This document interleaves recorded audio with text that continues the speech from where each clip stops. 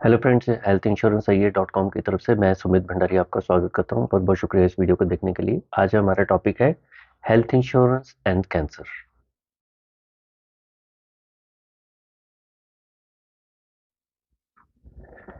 देखिए, health insurance जब आप कोई पॉलिसी बाय करते हैं, एक बहुत सिंपल दो लाइन में मैं एक बात बोलूंगा। चाहे किसी पर्सन को बुखार है या कैंसर है, अगर दोनों इतनी एक्सट्रीम केसेस हैं, अगर उसकी वजह से हॉस्पिटलाइज होते हैं, यानी 24 घंटे से ज़्यादा हॉस्पिटल में एडमिट होते हैं और इलाज करवाते हैं, तो दोनों क्लेम कवर होते हैं।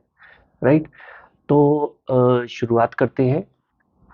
यानी एक पहले क्वेश्चन आता है कि भाई इंश्योरेंस में क्या, हेल्थ इंश्योरेंस के अंदर कैंसर कवर होता है? डेफिनेटली कवर होता है, कोई ऐसी टेंशन की बात नहीं है। ऑलमोस्ट सारी चीज़ें कैंसर के रिलेटेड कवर होती हैं। तो चलिए एक शुरुआत करते हैं। What is the definition of cancer as per top insurance company? Cancer क्या होता है? Cancer means a malignant tumour characterized by the uncontrolled growth and spread of malignant cells with invasion and destruction of normal tissues। यानी बहुत simple सी भाषा में बोलेंगे तो cancer हमारी बॉडी के अंदर, हर एक की बॉडी में थोड़ा बहुत कैंसर होता ही है। मेलिग्नेंसी होती है, यानी धीरे धीरे करके हमारा जो कैंसर है वो, जो हमारे सेल्स होते हैं वो रिप्रोडक्शन भी हो रही है और वो डिस्ट्रॉय भी हो रहे हैं। तो किस एक स्टेज आती है कि जो एक बॉडी का ऐसा पार्ट होता है जहाँ पे जो प्रोडक्शन ऑफ सेल्स है वो कम हो जाती है और उस एरिया के अंदर destruction of cells due to malignancy उस पर्टिकुलर एरिया के अंदर बढ़ जाती है। तो हम उसको देसी भाषा में बोलते हैं कि भी एक एरिया के अंदर इफेक्ट हो गया, बीमारी लग गई। टेक्निकल लैंग्वेज में बोल देते हैं कि जी उस पर्सन को कैंसर हो गया। राइट। तो ये जो मैं थोड़ी सी बात कर रहा हूँ, ये कोई मेडिकल टर्म नहीं है। ये एक बहुत ऐसा पर्सन जो एक गांव में इस वीडियो को सुन रहा है उसके लिए बनाया जा रहा है। राइट। तो कैंसर किसी पर्सन को हो गया। मेलिग्नेंसी और बेनाइन दो टाइप के कैंसर होते हैं। यानी जब आप कोई पॉलिसी लेते हैं तो उस टाइम के अंदर, अगर पॉलिसी लेने के बाद अगर किसी पर्सन को कैंसर होता है तो वो डॉक्टर के पास जाता है और उसका टेस्ट करके उसकी एक डेफिनेशन बनाई जाती है, क्या ये बेनाइन है या मेलिग्नेंट है। बेनाइन यानी एक छुपा हुआ बैठा हुआ कैंसर, बहुत देसी भाषा में बोल रहा हूँ। मेलिग्नेंसी यानी तकलीफ बहुत ज़्यादा बढ़ गई, अब इसका इलाज की ज़रूरत है। तो ज़्यादातर कंपनी के अंदर अगर बेनाइन कैंसर है तो पहले 2 साल कवर नहीं होता, बॉडी के किसी भी पार्ट में हो। ज़्यादातर जैसे फीमेल्स में ब्रेस्ट लम्प्स होते हैं, वहाँ पे बेनाइन कैंसर होता है, काफ़ी कॉमन होता है। तो उस टाइप के कैंसर को नॉर्मली ज़्यादातर कंपनी में पहले 2 साल कवर नहीं किया जाते, until and unless malignant. Malignant यानी बहुत बढ़ गया है कैंसर, यानी इसके इलाज की जरूरत है। तो जब एक स्टेज ऐसी आ गई जब हम उसका इलाज कर रहे हैं या करवाना पड़ रहा है, तो यानी मेलिग्नेंसी है, तो अब इंश्योरेंस के अंदर किसी तरह की लिमिटेशन नहीं होती। राइट। तो कैंसर की अगर मैं आज की डेट में 2024 के अंदर बात कर रहा हूँ, मैक्सिमम कंपनीज के अंदर जो इंश्योरेंस टर्म्स एंड कंडीशन होती है उसके अंदर आजकल इसकी डेफिनेशन दी नहीं जाती।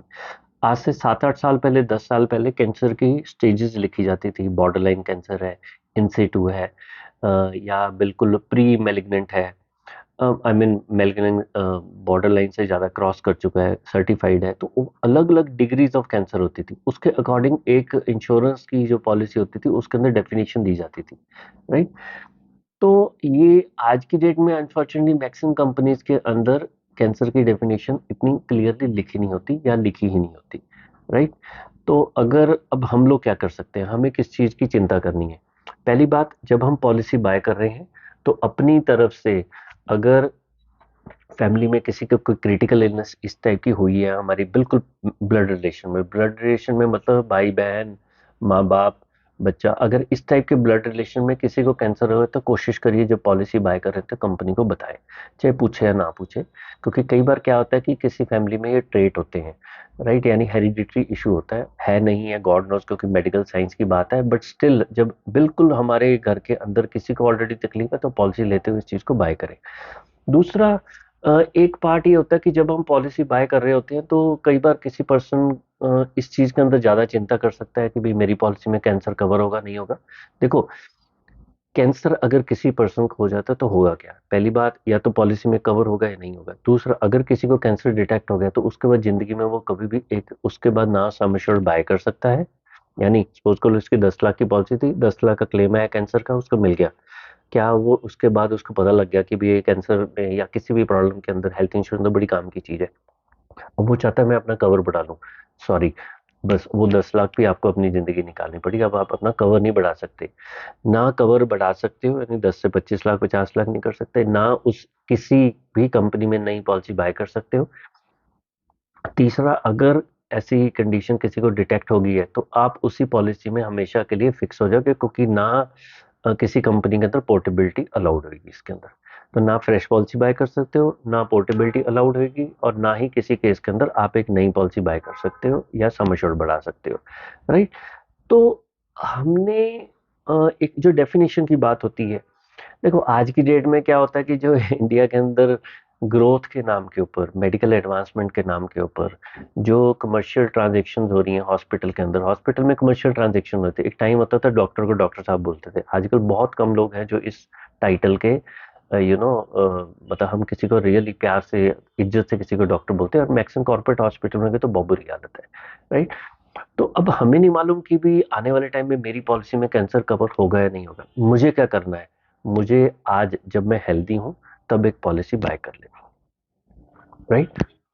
नंबर टू, किसी पर्सन के सपोज कर लो टांग के अंदर चोट लगी थी, हड्डी टूट गई और उसकी रॉड पड़ गई, स्क्रू डल गए। अब उस पॉलिसी लेते हुए बताना भूल गया, किसी पर्सन को बचपन में जॉन्डिस हुआ था, पॉलिसी लेते हुए बताना भूल गया, आज से 10 साल 15 साल के बाद उसको कैंसर हो गया, क्या पॉलिसी में क्लेम मिलेगा? मिल जाएगा। लेकिन अगर इस टाइप की अनरिलेटेड चीजें थी, यानी पॉलिसी लेते हुए मुझसे किसी अनरिलेटेड चीज को बताना भूल गया, और कल को ऐसे किसी क्लेम या उसके आसपास के क्लेम में कंपनी हमारे क्लेम को रिजेक्ट कर सकती है, डेफिनेटली कर सकती है। वो बोलती है जब आप पॉलिसी में एंटर हुए थे तो कॉन्ट्रैक्ट के अकॉर्डिंग आपको ये सारी चीजें डिस्क्लोज करनी जरूरी थी, आज आप हमें बता रहे हो, चाहे इसका रिलेटेड कैंसर के साथ है या नहीं है, लेकिन एक आप जो पॉलिसी में एंटर कर रहे हो, एक कॉन्ट्रैक्ट में एंटर कर रहे हो, तो आपने अपनी ड्यूटी को पूरा नहीं किया और कुछ चीजें छुपा ली। अब उस टांग टूटने का कैंसर के साथ कोई लिंक नहीं है, बट कंपनी क्लेम को रिजेक्ट कर सकती है। किस बेसिस के ऊपर? Non disclosure.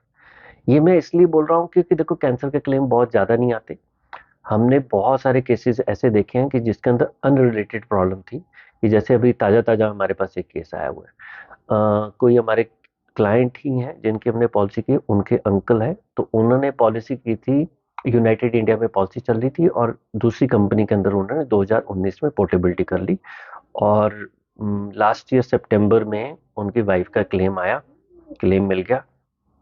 2 दिन के बाद प्रॉब्लम काफ़ी बढ़ गई और नेक्स्ट हॉस्पिटल में चले गए, और वहाँ पे 12 लाख का क्लेम आया। वो क्लेम उनका कैशलेस में नहीं हो पाया था, क्योंकि वो नेटवर्क हॉस्पिटल नहीं था, तो रिम्बर्समेंट के लिए अप्लाई किया तो वो क्लेम रिजेक्ट हो गया।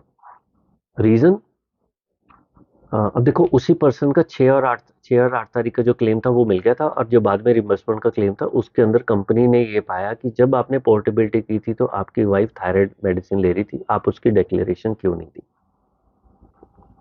और ये जो तकलीफ हुई थी उनकी किसी वजह से स्टेरॉइड्स वगैरह दिए गए थे उनको 6 से 8 तारीख के अंदर, फिर 8 तारीख के बाद उनका डायबिटीज का लेवल बहुत ज़्यादा बढ़ गया था, किडनी के ऊपर शायद इफेक्ट आया था ऐसे करके, लेकिन क्लेम काफ़ी भारी बना था। अब किडनी का क्लेम और थायराइड का कोई लेना देना नहीं है, लेकिन कंपनी उस चीज़ को अड़ा के बैठी हुई है। तो बात सिर्फ कैंसर की नहीं है। राइट। तो जब आप जिंदगी में हेल्दी हैं, पॉलिसी बाय करिए, बड़ा सम एश्योर्ड लीजिए, और अच्छे तरीके से सारी प्रोटोकॉल्स का ध्यान रख के पॉलिसी बाय करिए। जैसे आज सुबह का एक केस है, हमारे कोई नोन है, और मैम ने पॉलिसी उनकी चल रही थी, मैं बहुत डीप नहीं जाऊंगा, लेकिन अभी क्या उन्होंने जो पॉलिसी बाय कर ली, उनका एक सीवियर एक्सीडेंट हुआ था, उसके बाद टीबी भी हुई है, लंग्स की थोड़ी सी प्रॉब्लम हुई थी, क्योर हो गए हैं, बिल्कुल ठीक है, she is a government employ.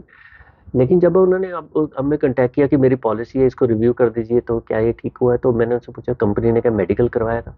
अब देखो इतना भारी उनको लंग्स के ऊपर इम्पैक्ट आया, किडनी को इम्पैक्ट आया, तो कंपनी ने जरूरत ही नहीं समझी उनका चेकअप करवाने की। ठीक है। कंपनी ने उनको कॉल करके 5-6 क्वेश्चन पूछे, अस्थमा तो नहीं है, अरे बीच में क्वेश्चन पूछा आपको हार्ट डिजीज तो नहीं है, वो बोलते नहीं है, तो क्या आप डॉक्टर है? आपने कैसे बोल दिया कंक्लूसिवली कि मुझे हार्ट डिजीज नहीं है? यू नो, ऐसी ऐसी चीजों के अंदर जाके कंपनियां हमें फंसा लेती हैं। राइट। तो अपने मेन मुद्दे के ऊपर वापस आते हैं। कैंसर के केस के अंदर बहुत ज़्यादा रिसर्च करने की जरूरत नहीं है कि मेरी पॉलिसी में कैंसर कवर होगा नहीं होगा, क्योंकि ये स्टैंडर्डाइज चीज़ें होती हैं। हमारी पॉलिसी में अगर कवर होगा तो सभी कंपनीज में कवर हो ही जाएगा, उसकी चिंता मत करिए। बड़ी पॉलिसी लीजिए, सही तरीके से बाय करिए। कई लोगों का एक प्रश्न होता है कि कैंसर के लिए क्या, या किसी और तरीके की क्रिटिकल इलनेस के लिए क्या मैं अलग से पॉलिसी बाय करूं? अगर हमारा मकसद हॉस्पिटल के खर्चे को कवर करना है तो आपको अलग से कोई पॉलिसी खरीदने की कोई जरूरत नहीं है। हेल्थ इंश्योरेंस के अंदर critical illness including cancer cover होता ही होता है। कीमोथेरेपी, रेडिएशन, सर्जरी है या ओरल कीमोथेरेपी, सारी चीज़ें कवर होती हैं। तो उसके अंदर जब भी कोई डे केयर प्रोसीजर में जाएंगे तो हॉस्पिटल में एडमिशन लेनी कंपलसरी होती है। जब भी आप क्लेम लोगे कोई भी डे केयर में एडमिशन करवा के लेना है, अगर कैंसर का कोई क्लेम भी आ जाता है। अलग से क्रिटिकल इलनेस पॉलिसी बाय करें या ना करें, अगर हॉस्पिटल के खर्चे के लिए पॉलिसी लेनी है फिर तो आपको अलग से कुछ खरीदने की जरूरत नहीं है। Number two, critical illness policy cancer के लिए क्यों बाय करें? उसका पर्पस सिर्फ ये होता है कि हॉस्पिटल का जो खर्चा है वो तो इंश्योरेंस ने कवर कर देना है, यानी मेरी mediclaim policy, health insurance policy ने उसको कवर कर देना है। लेकिन जब 2 4 6 महीने हमारा इलाज हो रहा है तो घर के खर्चे हैं, बच्चों की स्कूल की फीसें, कोई ईएमआई चल रही है, अगर हमारे पास कॉन्टीजेंसी फंड नहीं है तो घर बार कैसे चलेगा? तो उसके लिए क्रिटिकल इलनेस पॉलिसी ले सकते हैं। महंगी होती है पॉलिसी, ये कोई सस्ती पॉलिसी नहीं होती, बहुत कॉस्टली होती है। तीसरा, लें तो कहाँ से लें? कभी भी हेल्थ इंश्योरेंस कंपनी और जनरल इंश्योरेंस कंपनी से क्रिटिकल इलनेस पॉलिसी कभी मत खरीदी, ठीक है? लाइफ इंश्योरेंस कंपनी से कांटेक्ट करिए और उनसे कंपैरिजन दीजिए कि क्यों नहीं बाय करना। आपकी पॉलिसी थोड़ी सी, लाइफ इंश्योरेंस की पॉलिसी थोड़ी सी कॉस्टली होती है स्टार्टिंग में, बाद में काफ़ी इकोनॉमिकल पड़ती है।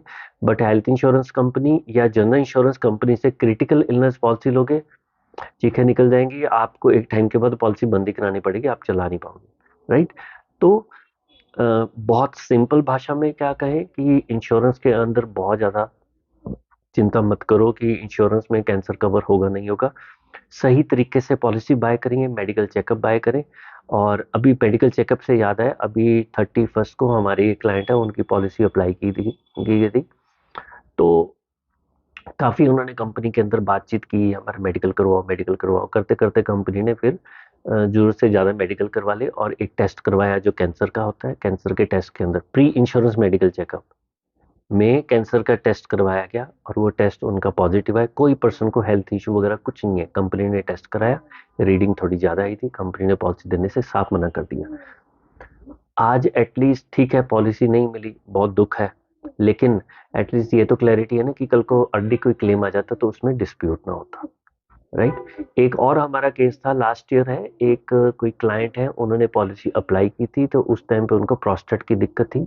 71 की एज में पॉलिसी जब उन्होंने बाय की तो उनको बेस पॉलिसी मिल गई। जब उन्होंने उसी कंपनी के अंदर सुपर टॉपर पॉलिसी बाय की तो कंपनी ने साफ मना कर दिया, क्योंकि जो सीनियर सिटीजन पॉलिसी होती है उनकी अंडरराइटिंग, उनका डिज़ाइन डिफरेंट होता है। उसमें कई बार अंडरराइटिंग के अंदर अगर किसी की रीडिंग बड़ी भी हुई है तो पॉलिसी दे दी जाती है, कॉस्टली होती है। तो वो पॉलिसी मिल गई और उसी कंपनी के अंदर उनका मेडिकल चेकअप के बेसिस के ऊपर कंपनी ने सुपर टॉपर बना कर दिया। अब क्लाइंट के लिए, हमारे लिए एक झटका था कि वे मेडिकल चेकअप के बेस पॉलिसी दे दी, थोड़े दिनों के बाद सुपर टॉपर नहीं दिया। ऐसा क्या लॉजिक है? तफ्तीश की गई, चेकअप किया गया, अनफॉर्चुनेटली उन्होंने कुछ दिनों के अंदर जब टेस्ट वेस्ट कराया तो उसके अंदर कैंसर पॉजिटिव निकल आया था, राइट? तो लर्निंग क्या है, 71 की एज में लिया, काफ़ी लेट लिया, एटलीस्ट चलो क्या बोलें, फ़ायदा नुकसान तो वाली बात नहीं है, लेकिन है कि बहुत अर्ली स्टेज के अंदर चेकअप से पकड़े भी गए। और ब्लेसिंग इन डिस्गाइज तो मैं वर्ड नहीं यूज़ करूँगा क्योंकि किसी के शरीर का नुकसान हो रहा है, लेकिन हेल्थ चेकअप के अंदर कैंसर की डिटेक्शन के हल्के से साइन आ गए थे, तो अर्ली स्टेज पे कैंसर डिटेक्ट हुआ, कैंसर का इलाज कराया गया। कंपनी, क्योंकि बहुत अर्ली क्लेम आया था तो वो क्लेम डिस्प्यूट के अंदर है। इन्वेस्टिगेशन भी कंपनी ने करवाएगी या आगे क्या होगा मैं उसके अंदर ज़्यादा इंफॉर्मेशन नहीं दूंगा।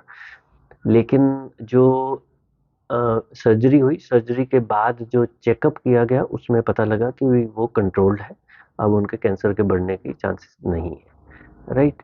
तो बहुत कॉम्प्लेक्स चीज़ें हो जाती हैं हेल्थ इंश्योरेंस के अंदर। हमेशा मैं बार बार एक ही चीज़ को बार बार बोलता हूँ, बहुत सिंपल चीज़ है लेकिन इसका बहुत गूढ़ रहस्य होता है, मतलब होता है इसका, हिडन मीनिंग होते हैं। वो ये, अगर आपकी उम्र 50 से ऊपर है, 45 से ऊपर है, मेडिकल चेकअप के बिना पॉलिसी मत बाय करिए। मेडिकल चेकअप के बिना खरीद रहे हो तो प्रपोजल फॉर्म हाथ से भरो, उसकी कॉपी अपने पास रहो और कंपनी से भी रिसीविंग लो। पॉलिसी लेने के बाद अगर कंपनी ने आपको पॉलिसी लेने से पहले मेडिकल चेकअप नहीं कराया, कॉल किया, तो उसी मेडिकल ट्रांसक्रिप्ट लो, राइट?